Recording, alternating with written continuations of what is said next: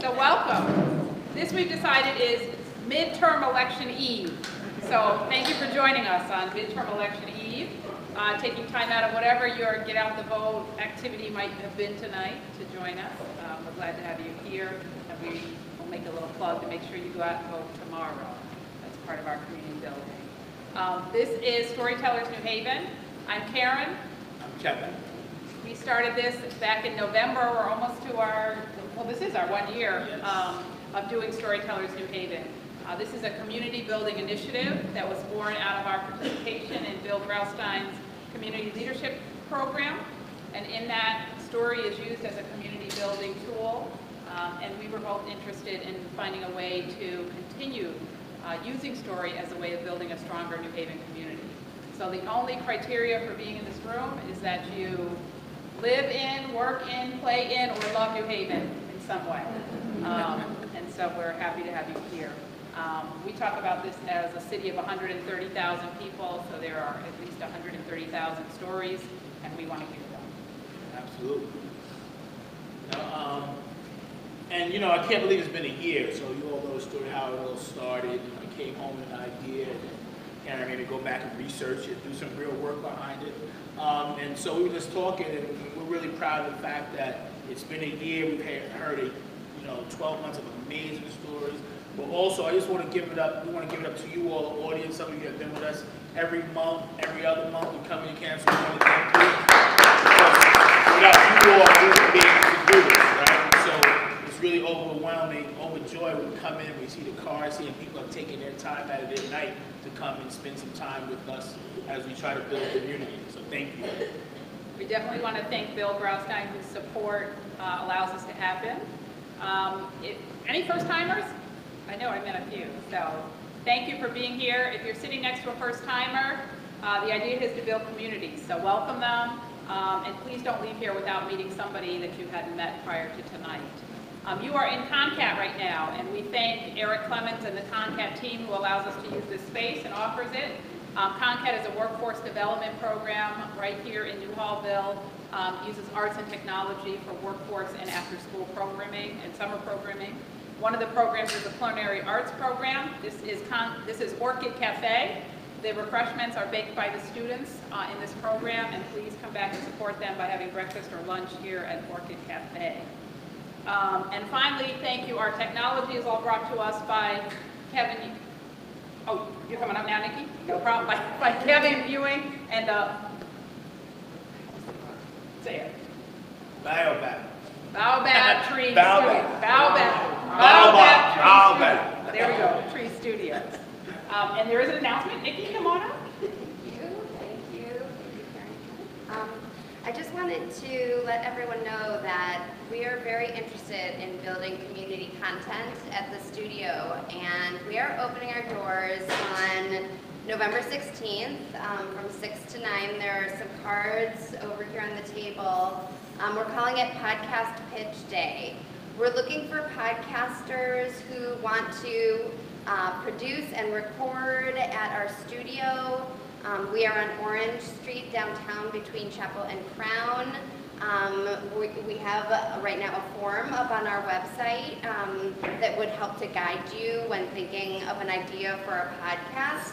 But we're going to be completely open, and this will be Baobab Tree Studios produced podcasts, and we are building an advertising structure around this as well. And so although you can come to our studio and record independently and you would pay for the usage of the studio, if you come on as a Baobab Tree produced podcast, then you'll be under our tree branches and it will be free of cost, and we're hoping that we actually end up making a profit for everyone as well. So if any of that interests you and you have some ideas that have been just burning, or whatever, something really amazing to share, or you just like to talk a lot, come on down and pitch your podcast. We'd love to see you. All right. We're interested in really, really bad ideas. All right. Very good. Very good. I'm sure there's some of those some really good ideas in this room. So that's excellent. Thank you. This is all about supporting what is New Haven. So we're happy to have that, and others that have announcements are welcome to do that as well. Our schedule is over on the table. If you don't have one already, grab one so you know when we meet. And follow us on Facebook at Elm City Stories or Storytellers New Haven, and use the hashtag, what's our hashtag? Elm City Stories to create a social media buzz around this. All right, so let's get started. Our format is we tell two stories. Before we do that, I have to give a plug, yes. So okay. Earlier in October, I'm sorry, Karen was a keynote speaker at the New Britain NAACP, and as we go to prepare to vote tomorrow in this important midterm election, if you have 30 minutes tonight or tomorrow, I implore you to go on YouTube to Karen Du Bois Walton's channel and listen. This is one of the most amazing keynote addresses I have ever heard in my life. Please do yourself a favor and do that. Give yourself a good hype, man.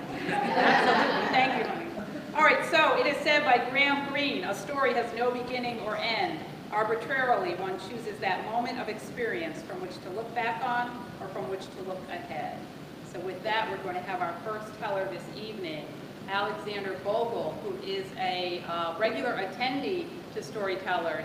And I looked back, and when he first came, on our sign-in sheet, it says, would you like to tell a story? And you can say yes or no. And he wrote maybe. And so to see that go from a maybe to a sitting in this chair is wonderful. He is an amateur bodybuilder, and his story is going to tie into that in some way. Please welcome Alexander Bogle.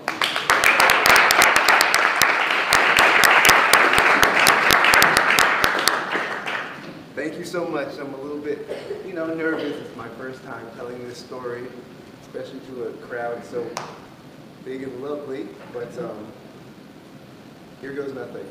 Please excuse me if I look down a little bit too much, and if I'm not loud enough, just let me know. Say louder.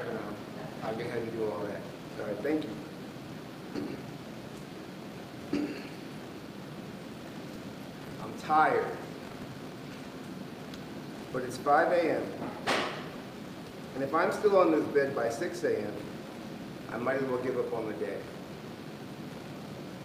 I put on a pair of shorts, my t-shirt, a hoodie, and I get in my car to go to the gym, about 30 minutes away from where I am. It's cold, but on my drive, I think about the sauna. I think about the warm air going in through my nose and out my mouth. I feel the heat wave rush from my face, tingle down to my fingers and to my toes. Before I know it, I'm at the gym. I walk in, and I flash a smile to the sleepy gym employee scanning my tag. Because it's 5:45, and my life feels like it's in order. For as long as I've been alive, bodybuilding was always a dream of mine. I remember being 3 years old at the commissary, and I was in the checkout aisle, and I remember seeing this man looking at me, flexing his arm. He was on the cover of one of the magazines, a little bit above my eye level, but I could still see him, and I remember thinking, what the hell is that? How does someone get to be that big and that strong? And I'm so little. I remember my middle school gym teacher, and he was telling our class about how you have to rip the muscle, you have to tear it in order for it to regrow, and you have to wait. And when it regrows, it'll get bigger than it was before. I didn't listen to anything else he had said, but I remember when he said that, I was like, oh yeah, I gotta remember that. I remember watching some TV show and somebody mentioning that you can't drink coffee if you're a kid because it'll stunt your growth. So I remember thinking, okay, definitely no coffee. I swore it off right then, and I loved coffee at the time. I played sports most of my childhood, soccer, basketball, football, and one really crazy year of wrestling. But my interest in sports waned about my sophomore year of high school. That's about the time when puberty hit, because I remember looking in the mirror and crying. I cried because I didn't embody the man I had hoped to be. I was kind of pot-bellied, and my breasts bruised. And I didn't dare call them pecs because they didn't deserve to be called pectorials. I was very hard on myself. I remember staying up late on MySpace I'm dating myself.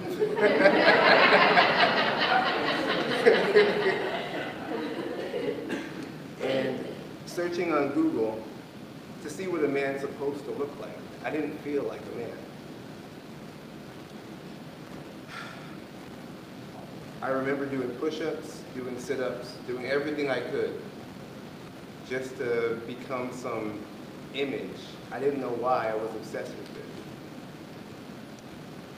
You guys remember Xantrex 3?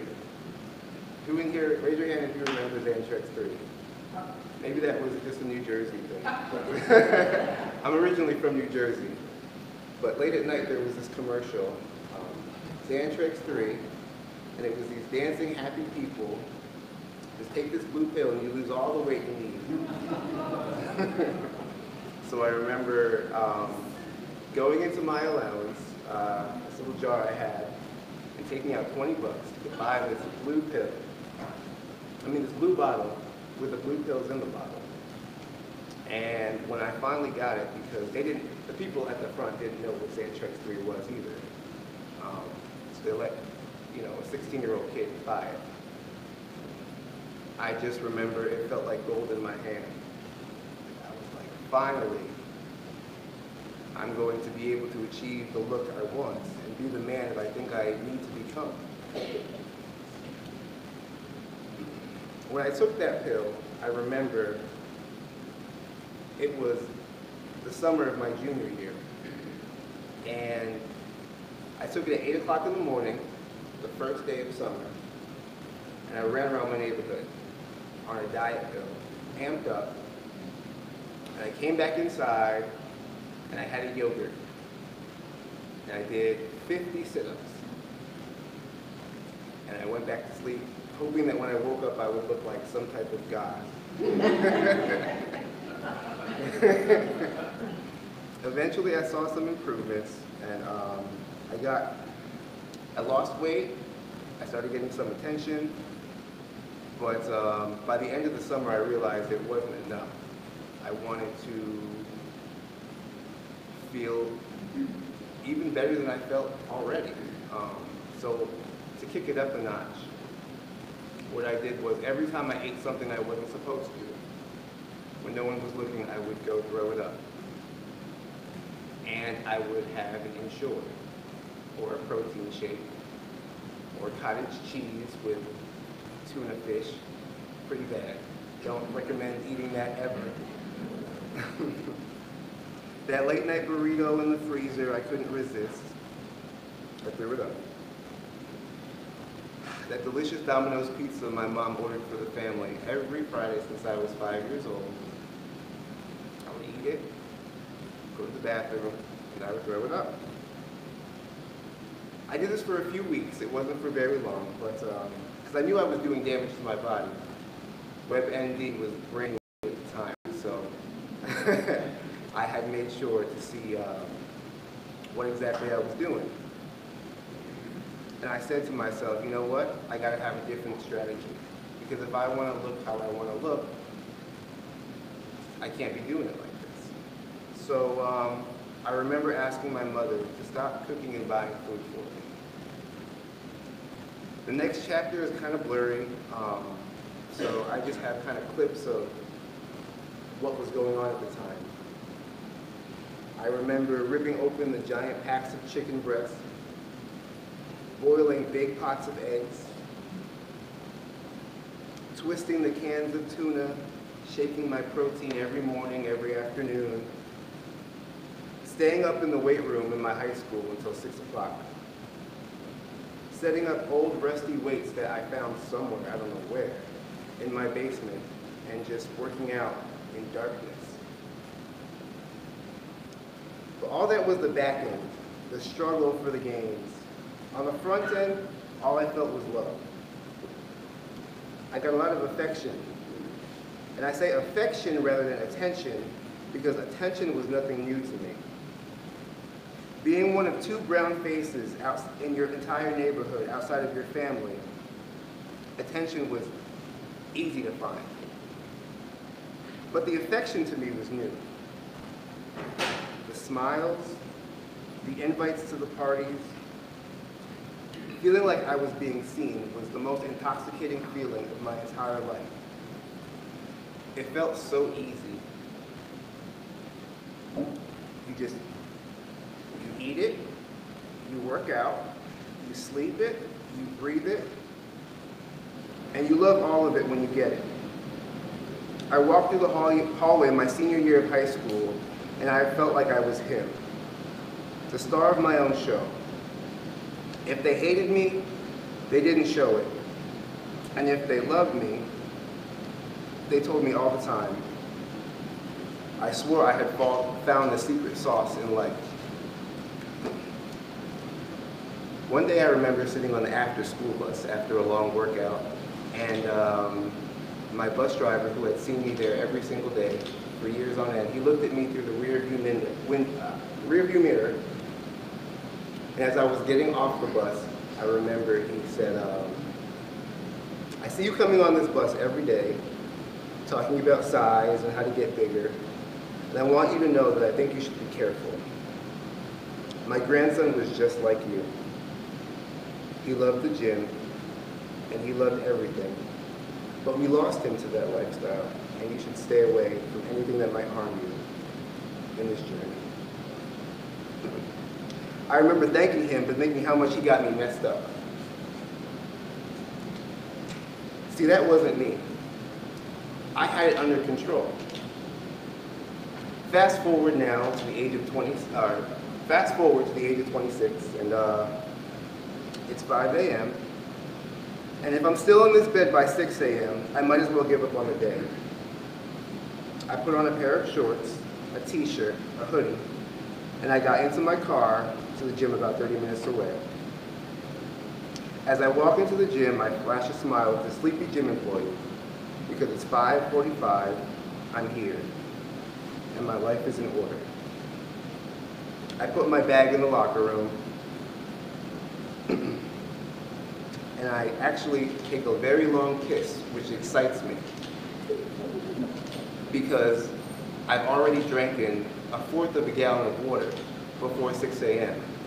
And I have a gallon and 1/4, whatever that math is, 2 gallons left to go.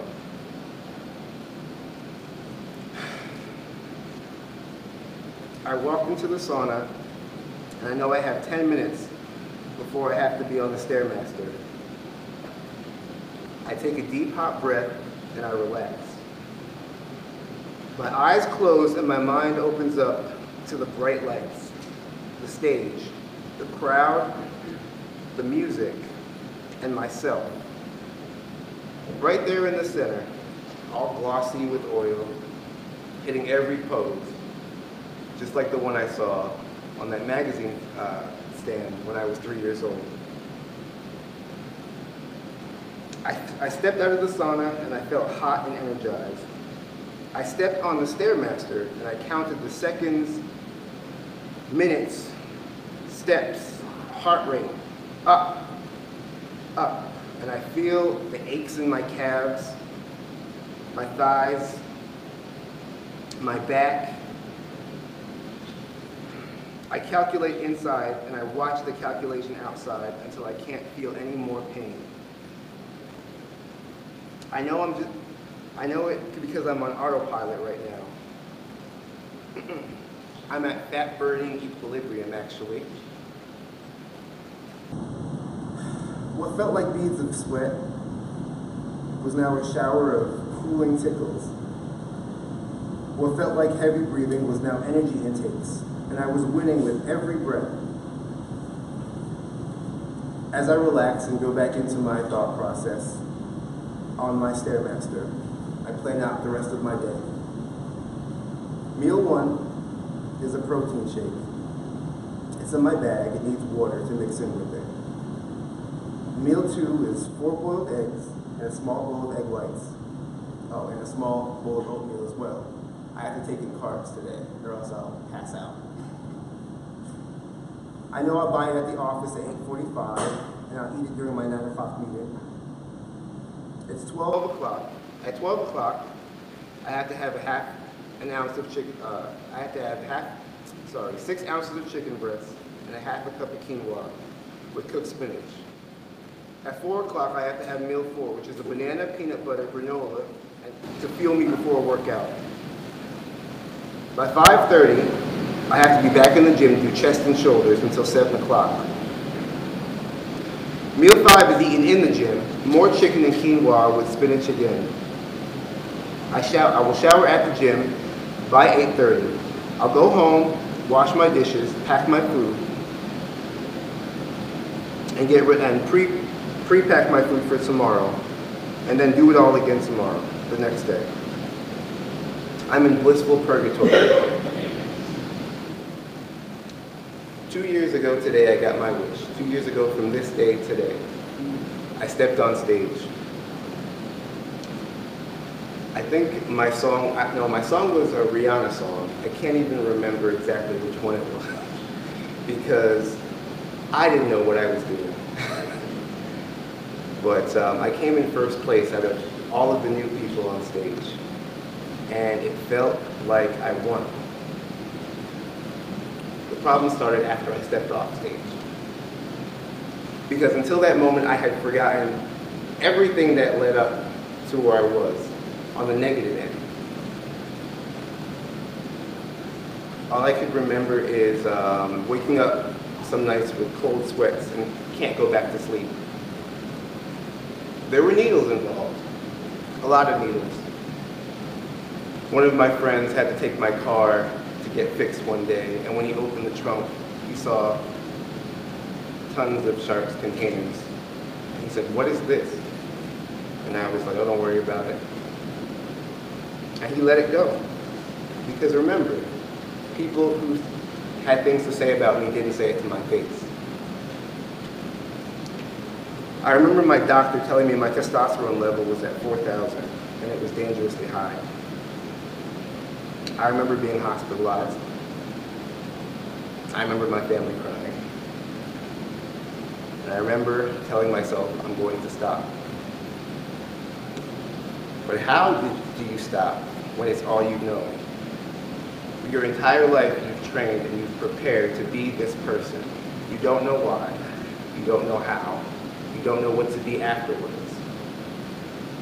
I can tell you that that journey is not easy, and that no one has a straight up answer for you. Everybody can tell you what not to do, but no one can tell you what to do. I've stopped bodybuilding for the past year and a half, and right now I am currently on a journey of finding who I am without that goal of being someone else. I'm rediscovering who I am, who I want to be, how I want to move through the world. I'm always going to be grateful for bodybuilding for teaching me how to navigate every minute, every second, every hour of my day. It's gotten me far in my career path, but overall, I feel like I have a new goal.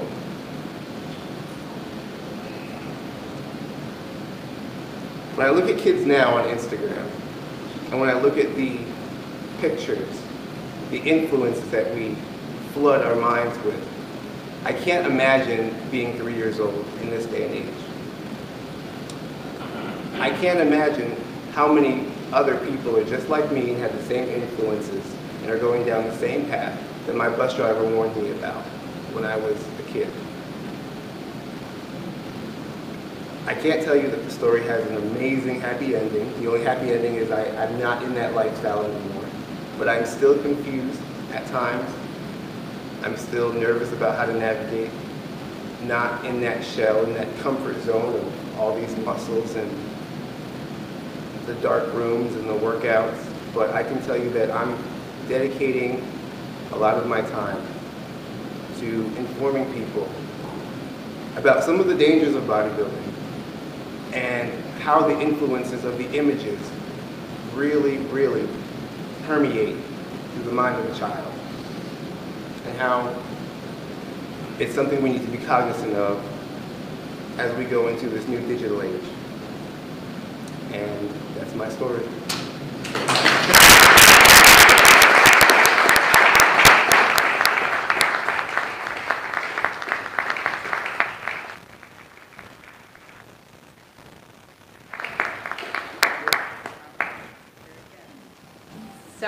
Alexander has said he is open to some questions. So at Storytellers New Haven, when we ask questions, we like to ask questions about what we're curious about, what we'd like to know more about. So is there anything that you're curious about in Alexander's story? Anything you'd like to know more about? And there are some seats if people want to go from. Yes, Jim? What have you put in the places where bodybuilding used to be? It's kind of crazy. I put work and a nonprofit I'm trying to start up in that place. So basically bodybuilding took up so much of my space and energy and mindset that when I stopped doing it, I just basically had all this time and energy towards something. So I put it towards my job, which has been amazing. I put it towards my friends. I'm constantly going and planning events. We had a crate cooking class yesterday. I went back to New Jersey. I went trick-or-treating with my niece and nephews the week before. So I'm just going nonstop all over the place. I'm going to California in a few days. I have a lot of energy and I'm trying to just put it in places that are different. So I don't know yet exactly where it's going to land or end up, but right now I'm just trying a whole bunch of different things and reconnecting with the people who are around me and I didn't pay as much attention to as I should have because I was, on the go. So, does that answer your question? No problem. How old are you now? And was it one single event that brought you out of the world of bodybuilding, or was it a couple of things? And can you speak to that? Sure. So I'm 29 now. I walked on stage when I was 26. But I can say that it wasn't one thing because when I stepped off stage, I still was riding that high, but I knew that I was in a lot of pain, and I knew that I was isolated, so I knew that I had to do something different. Sorry, what was the second part of your question? That's it. Okay. Yeah, no problem. How about diet? Did diet change for you, or did you continue with the same type of diet even though you weren't bodybuilding? Well, the diet, it's not as extreme. I don't eat 6 meals a day anymore. I'm back to 3.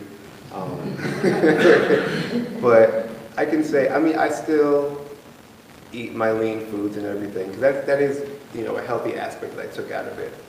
And, but no, I go to the Big E and eat a bunch of food. I just had macaroni and cheese before I came here.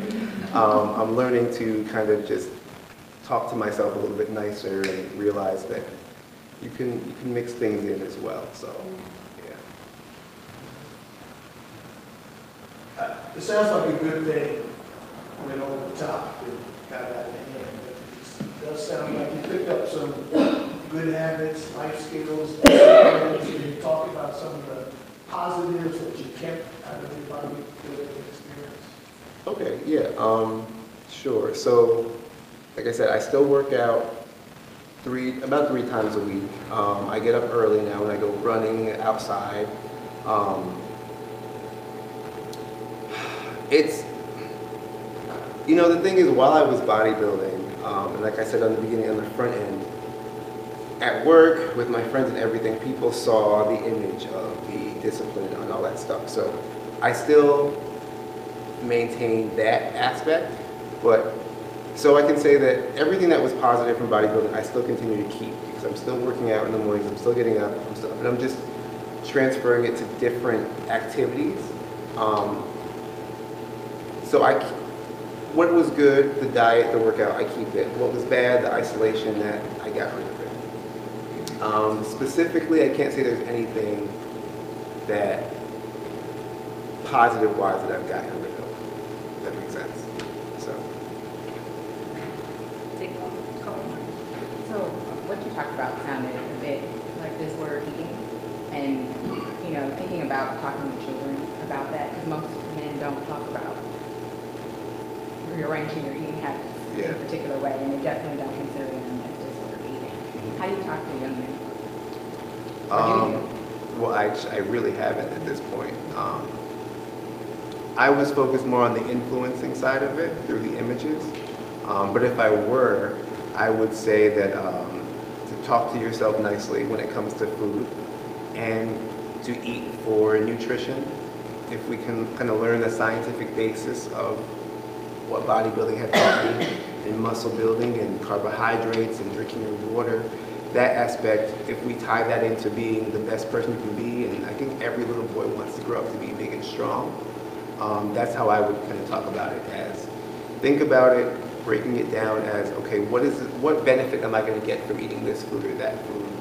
And you can make it taste good, but it should taste good and also have some type of nutrition, protein, all that different stuff. It's like, you know, when 50 Cent made vitamin water, it's sugar and water, but it has vitamins in it too. So it's better than selling, you know, soda to children. You know what I mean? So that's how I would talk about it. Maybe one more question? You mentioned that there were people who didn't say things to you about what you were doing, and I wondered whether at this point some of those people have said things to you about how they felt. Yeah. So the craziest thing about being on that journey is I didn't feel as though anyone said anything. But now I'm feeling like they did say a lot of things I just didn't pick up on. Because when you're so focused on, you have 1 hour before you have to do something else, there was no follow-up questions. If somebody wasn't grabbing you by the shoulders and saying, hey, I don't like where you're going.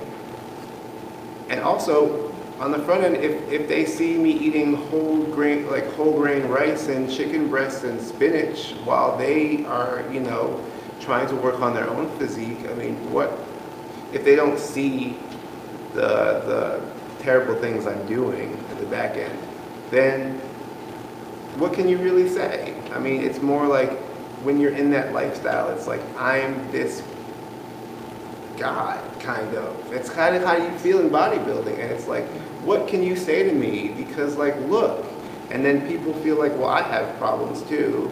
And I can't call this person out because they're going to call me out maybe on what I'm doing. Because I can't even, you know, get my diet together or something like that. So it's like a catch-22 in that lifestyle. And, you know, because people still look at it and want to achieve that as well. But they don't like what comes with, you know, my, you know, rages, my, you know, day disappearing for a while, not calling anyone, but that's it. Thank you. No problem. Please join me in thanking.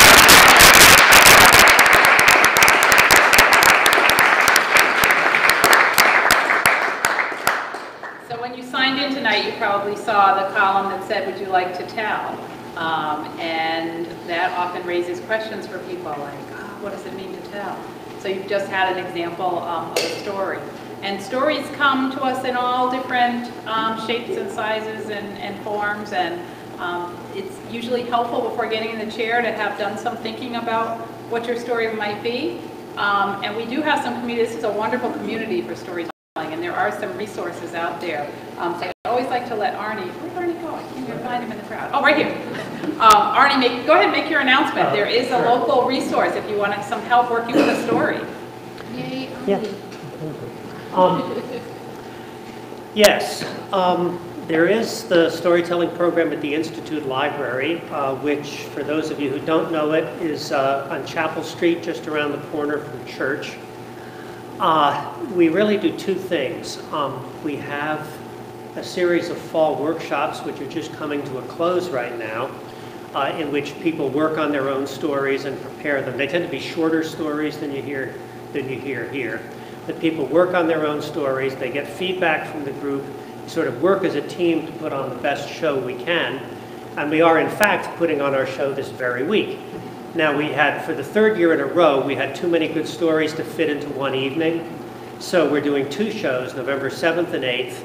The details about, you know, who, where, when, etc., are on a propaganda sheet, which is over on this table here.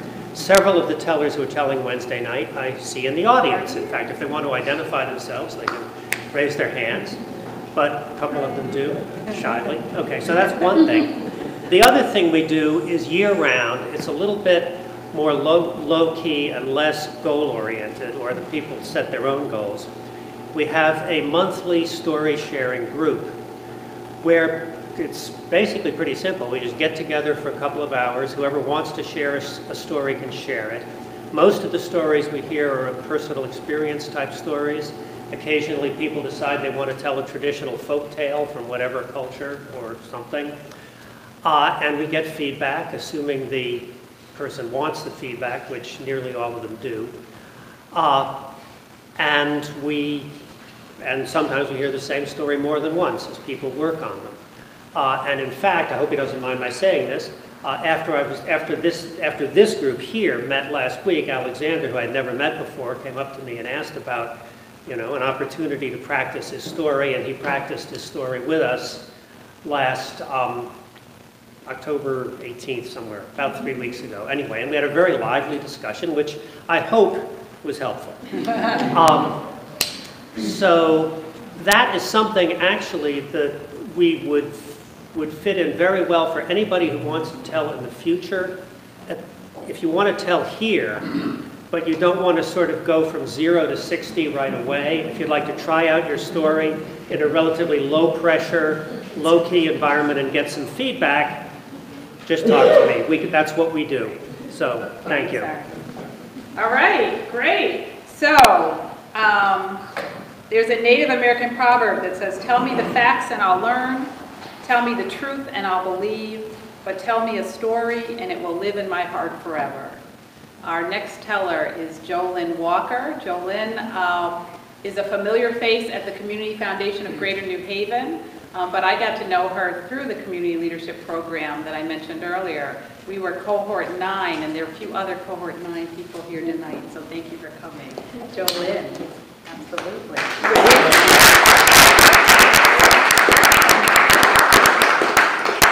Good evening. As she said, as Karen said, my name is Jolynn Walker, and I was a member of cohort 9 of the Community Leadership Program.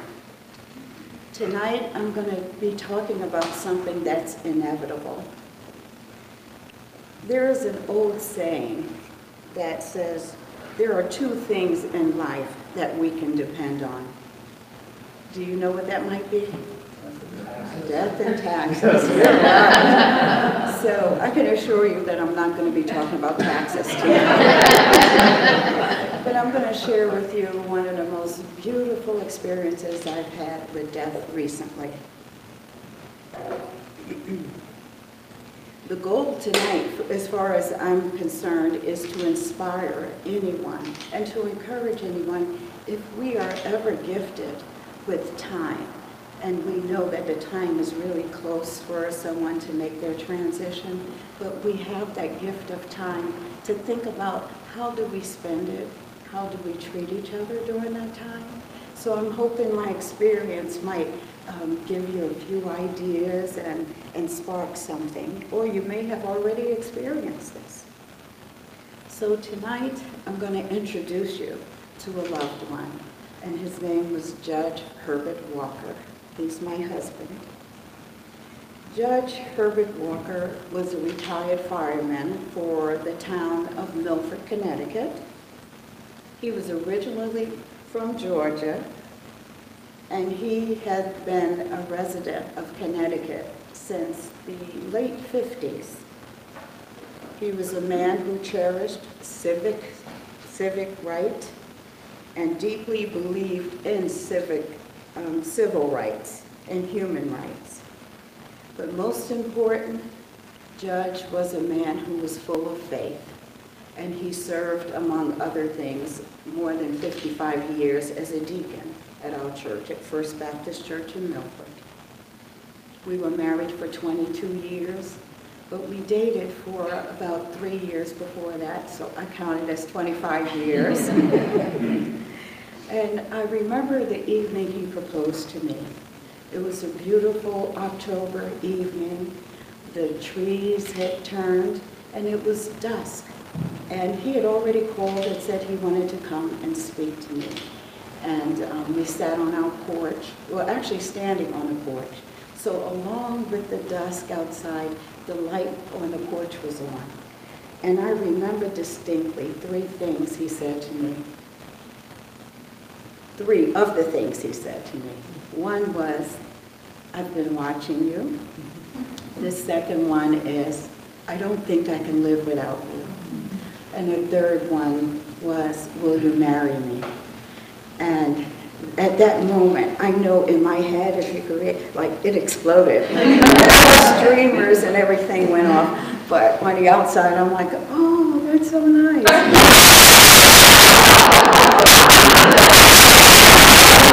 will say that he did not get on his knees, nor did he have a ring. So we hugged, and I said, if you're really serious, then we need to go shopping for a ring. And we did. Some people may characterize our marriage as a May, December, June, November, but let's suffice it to say that there was an age difference between us, but that was only numbers on a page. As far as Judge and I was concerned, there was no age difference. Our wedding was beautiful, but it was filled with the scent of gardenia. That was our favorite flower. And even though it was at our wedding, at every anniversary, either I found sachets of gardenia, or if I could really afford it, I would get a plant, a real plant of gardenia. So that was one of our favorite flowers. So now I'm going to fast forward to October 22nd, 17. I just wanted to introduce you to him and our relationship. In late October 2017, Judge was really very weak. He was so weak that we couldn't get him to the bedroom. So we had to go up like about 6 stairs, and he just was stuck, you know. And I said, well, I'm going to have to call the fire department. And the fire department was one that he served at. And he's like, no, girl, don't call them. I said, well, I am going to have to. But I did call, and I said, no sirens. I just need an assist to get him to bed. So they came, and he joked with them, and they were able to help me get him into bed. And as I walked one of the older firemen to the door, he turned to me and says, I think you need to get him to the hospital. So we made it through the night, and I saw him the next morning, and I said, Judge, I think I'm going to call 911. He said, girl, just give me a cup of coffee, and I'll be okay. And but I didn't listen to him, and I called 911, and I'm glad that I did. They got him to the hospital in good time, and I'm glad I did that, because he was like a wilted plant, you know, like just a little weak. But once he got settled in the hospital, and I came the next morning, and they had filled him with fluids and whatever, he was joking and giving people a hard time, that I was glad that I did that. A few days later, we had to figure out what was he going to do. How was he going to be discharged from the hospital? And he was going to actually be discharged to a rehab place for a couple of days. So I was waiting there because I thought that we would have dinner together. And I waited for an hour, and then an hour turned into 2 hours. And I'm calling the hospital like, where is my husband? And he said, well, they should be on the way. But long story short, after maybe 2.5 hours, I found that he had an episode in the ambulance, and they had to turn back around, and he was back in the hospital again. So I rushed to the hospital, and I saw him, and he really looked really peaked, and they cleaned him up. So that's where I learned about the word aspiration. He aspirated. And so I found out what that meant, and all of a sudden everything looked grave, you know. And they cleaned him up, and so he was resting for the evening. The next morning I got to the hospital. There he is, perky Judge. He was all ready, giving the nurses a hard time. And so we were thinking about, what are we going to do next? How is he going to be released? To where is he going to go? But we were joking in the hospital. He always had this wonderful sense of humor. And the older he got, I have to say, it even got even more happier. So the doctor came in and said, "Did you make any plans yet?" And we're like, "What do you mean?" And she said, "You know he almost had like only 2 weeks to live." And both Judge and I looked at each other like, "Really?" And we both said, "Really?" simultaneously. And she was like, "Yes, you must call family." So me, I really took it to heart. It's like, okay, I have to change this thing. And Judge, what did he say? They don't know how strong I am. So, but I still took that advice. And so they had me talk to a social worker in a hospital, and he was released to the house under hospice care. So that sounded pretty brave, and so we were just going through the motions. I actually went to the funeral parlor. I felt like I actually went through his death already because it just hit me like that. But he was just happy all the time. What happened is we had very good caregivers, and one of my sons was able to transform a family room into what we call a man cave. So we had a whole level. He saw his desk where he did business. We had a little love seat in there, TV. But most of all, his hospital bed was facing the outside. So he can go out the patio door once the weather got better, because now we're into the beginning of November. I have to peek at this every once in a while. So we ended up just having a house full of enjoyment. I never had Thanksgivings. We always went to other people's houses for Thanksgiving. But this year, I invited everyone to the house. It was filled with so many family members and friends that we almost didn't know what to do. But the best part about it is that downstairs where he was, most of the young adults and the children spent time with him. They found card tables and set them up and ate with him, and they fed him. It was like one of the best times that we had. And after the holidays were over, then it was quiet again. But we had caregivers, and now hospice was coming in about 3 times a week. So then he still had people to talk to. But I also did something else. I taught dance a lot through church. I do liturgical dance. So instead of me going out for rehearsals, I cleaned my whole living room, and I started to have rehearsals at the house. So then the house was filled with music. He would hear some songs over and over and over again.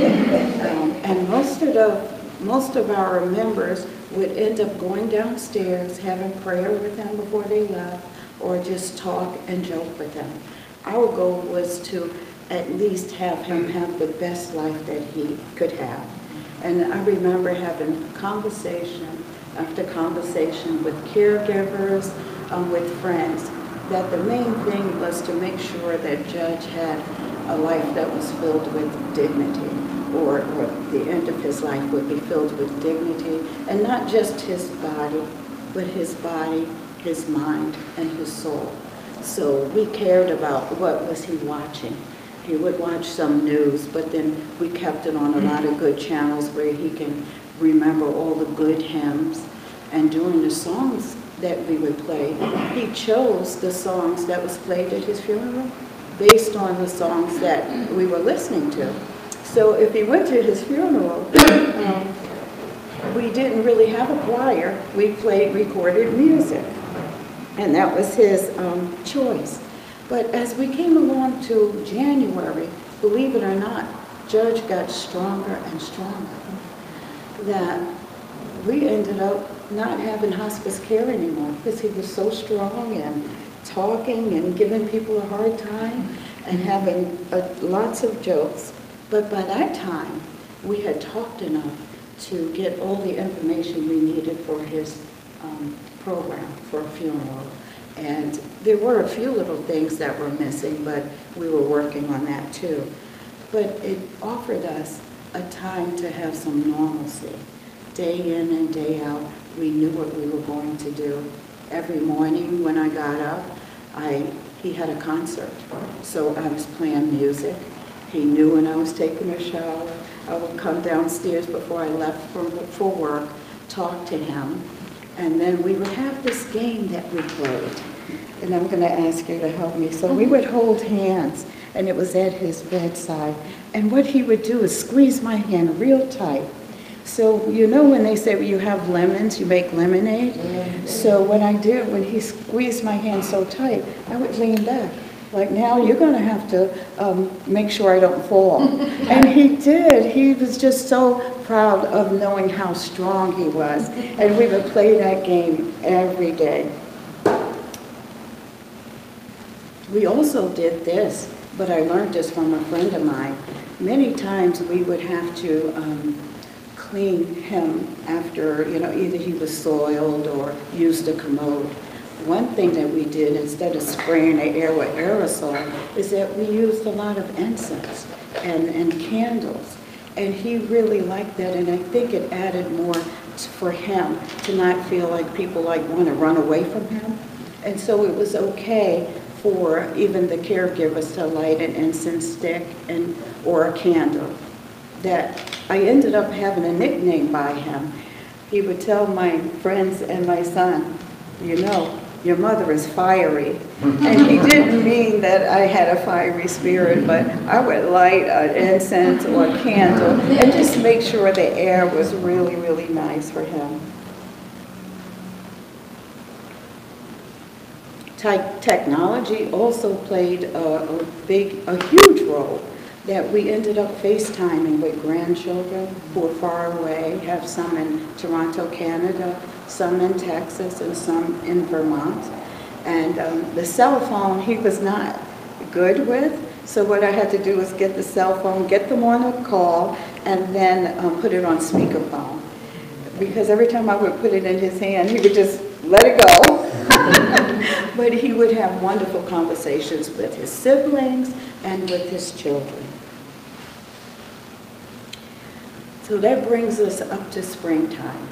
And this springtime is the first time I decided to grow a garden, because I thought he would be around long enough that we can roll him right out of that family room, right into the garden, and he'll see.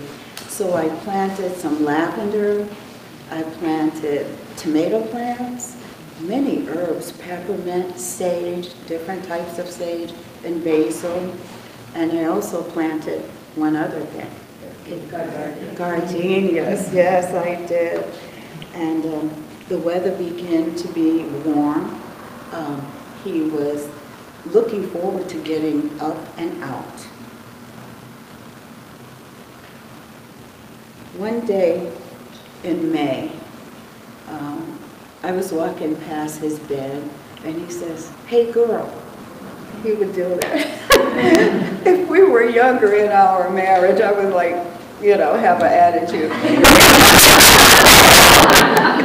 But he said, "Hey girl, you know what?" I said, "What?" He says, "I'm going." And I'm like, "Where are you going?" And he says, "I'm going." And we looked at each other, and we kind of knew. And because I'm kind of nosy, periodically I would ask him, like, when you dreamed of, what did you dream about? Or I would ask this, where you going? Is it a place that I can go to? And he would just look at me. But we would have many of those types of conversations with each other. And what happened in the following weeks, I would get calls at work from the caregivers who would say, "Before you come home, I just want to warn you that Judge is really refusing to eat."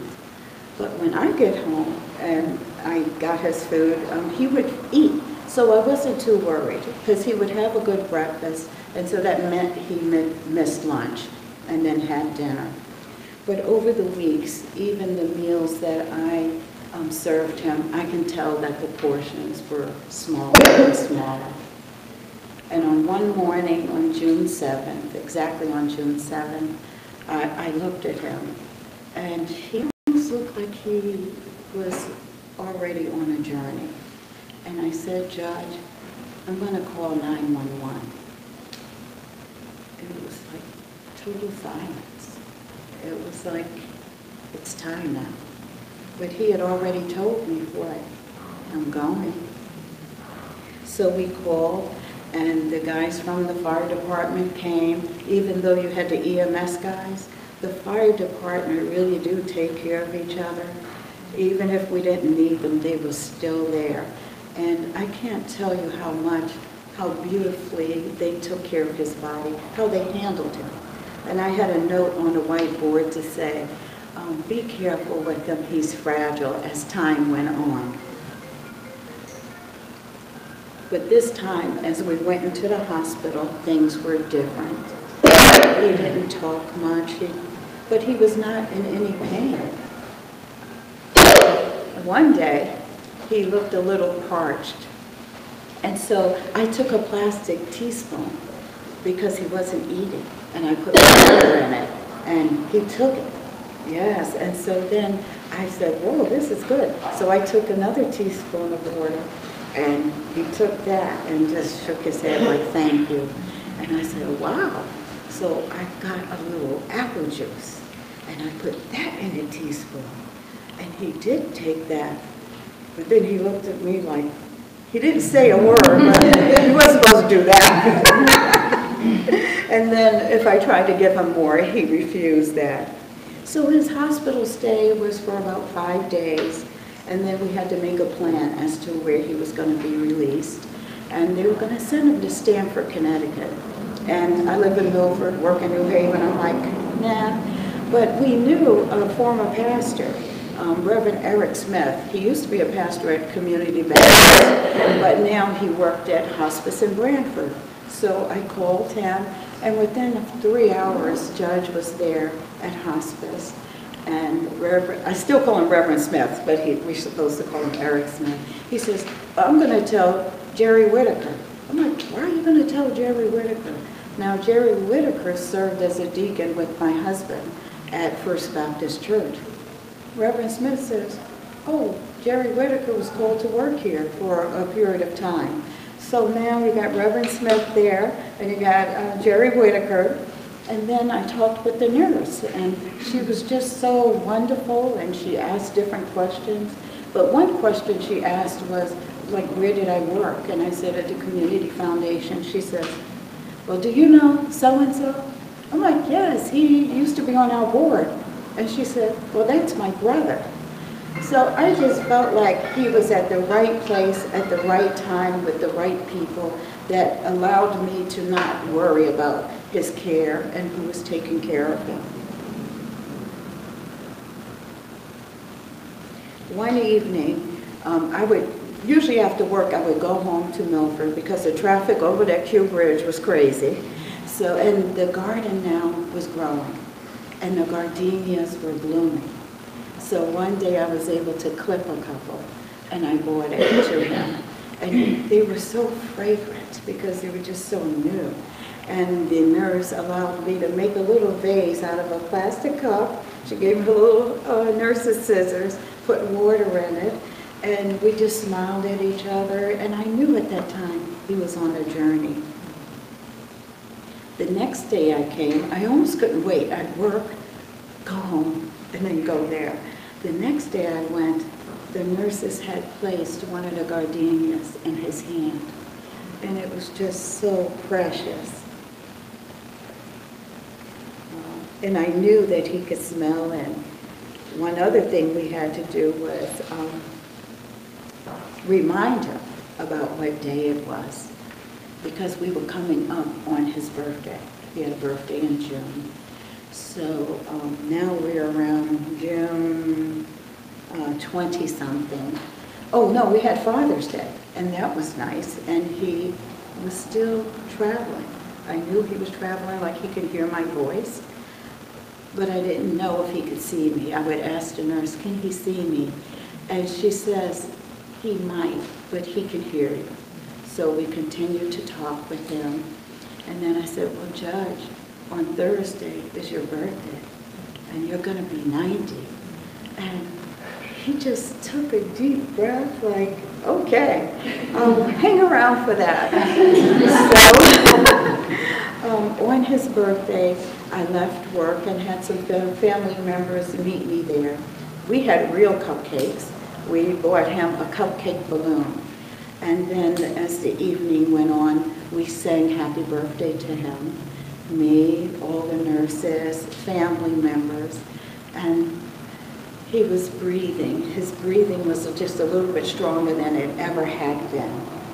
And we all kissed and prayed, and it was time to leave. And then I know I got home around 8:30 p.m. And I went directly to the computer and started working on his program. And about 2 hours later, we got the call that Judge had passed.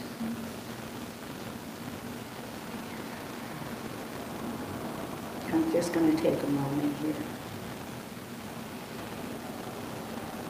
But as I said in the beginning, that was the most beautiful experience of death that I had. We were prepared in so many ways. We were able to share so many things. I was able to tell Judge, you did good. You know, I'm going to be okay. I know you're going to be okay. So before I end this, I'd like to read this to you. Why do we give real flowers instead of plastic flowers? We don't give plastic flowers because we know that real flowers will die. So the measure of the value of that gift is manifest in its temporality. Isn't that beautiful when you think about that? So I'd like you all to remember the gardenias in your life, the roses, whatever flowers that you love, and think about the people in your lives. And when you ever get an opportunity, because everyone don't get that opportunity, some things happen real fast, but when you have that opportunity to treasure it with all your heart and with all your soul, and if you're on the other end, the way my husband was, I pray for myself that I can recognize that, and we help each other doing that. So I hope this story gave you some inspiration, and I would like to leave you with a word of caution. Now, this story has a way of pulling you away from the angst of life and all the noise of life and put you in a sense of a lull. But on behalf of Judge and my commitment to civic work and duty, I am certain that he would say at this time, as others have, to stay woke and don't forget to vote.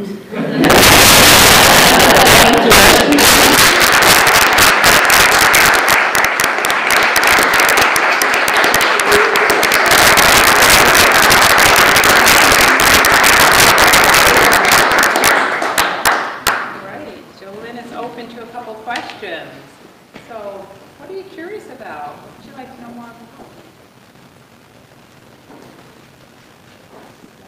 I'm curious where the name, the title of Judge is. The name was. That's his mom named him Judge. Oh, that was her. Yes, that we would get mail at the home, the Honorable and Mrs. But a fireman is just as honorable. I thought you were the judge. No, no. Someone confessed to me about something that, oh, maybe he saw me in a courthouse. I said, no, he's not a real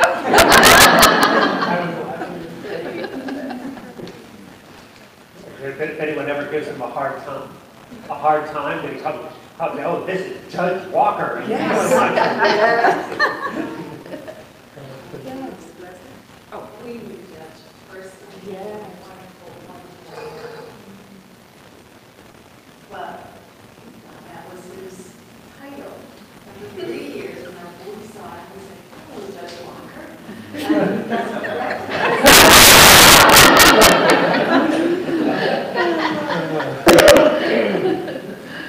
Yeah, Jordan, the way you told the story, did he die on his birthday? Yes, actually on his birthday. And I always say to him, because I still talk to him, that I believe that he made a special request. I do believe that he knew that on his birthday, that when he was back in the hospital back in November, and the lady said 2 weeks, he knew it was going to be 2 weeks.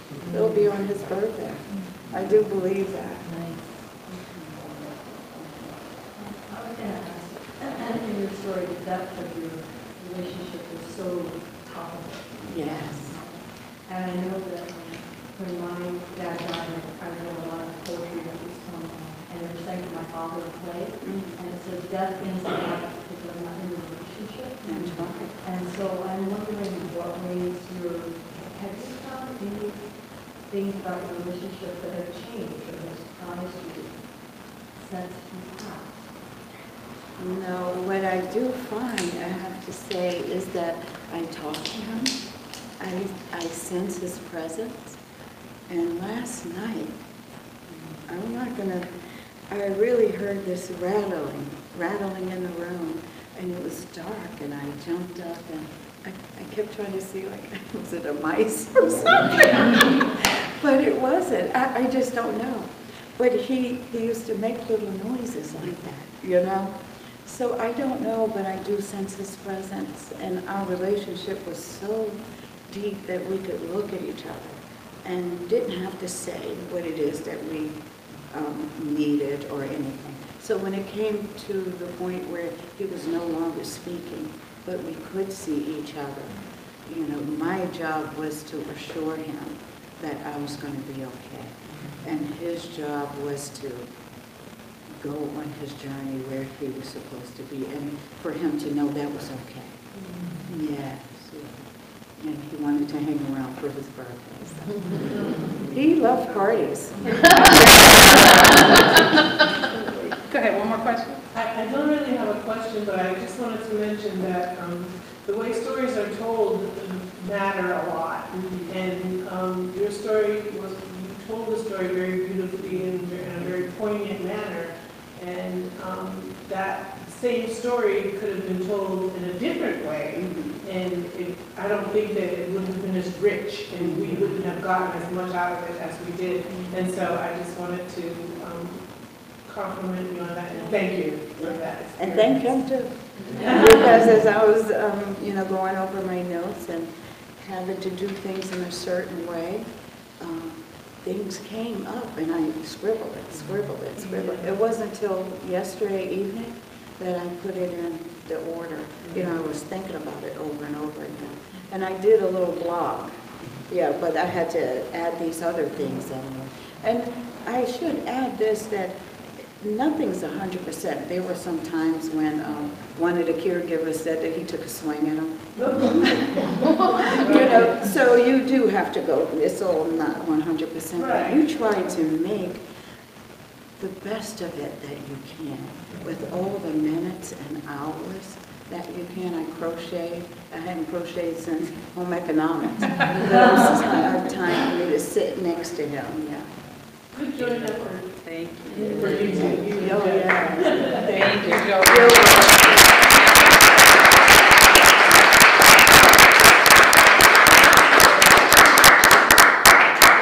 So thank you all for coming out. We hope we'll see you again. Our next Storytellers is December 10th, right here. We have 2 tellers, Tiffany Robinson and Joel Frazier will be sharing with us in December.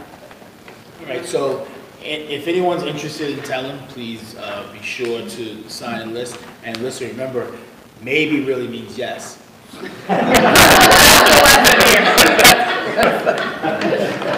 All right. All right. Thank you all.